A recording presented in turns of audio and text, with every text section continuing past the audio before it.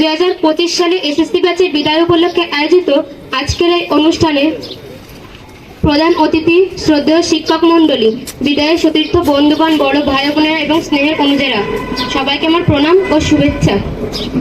চিত্তে তব কত ব্যথা, কত বেদনা দিয়ে মোর করেছি অপরাধ শত। হে কালের নবীন, ভালোবাসা দিয়ে আগলে রেখো, ক্ষমা করেছো ভুল যত।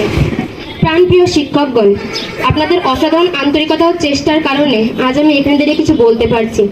চলার পথে জেনে না জেনে অনেক ভুল করেছি, তার জন্য আমি করজোড়ে ক্ষমা প্রার্থনা করছি, মাফ করে দিবেন। আজ আপনাদের সামনে দাঁড়িয়ে বিদায় নিচ্ছি, এটা আমার জন্য গর্বের, অন্যদিকে ভারাক্রান্ত।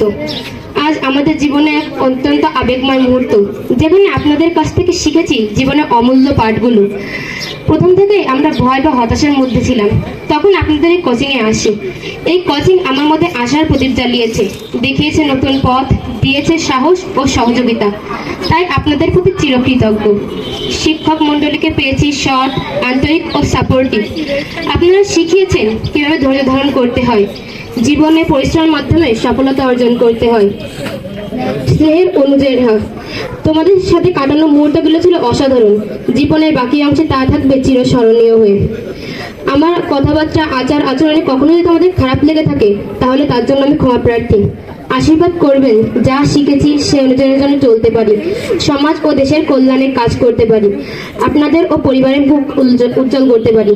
এই আশা রেখে আমি আমার সংক্ষিপ্ত বক্তব্য শেষ করছি। ধন্যবাদ সবাইকে।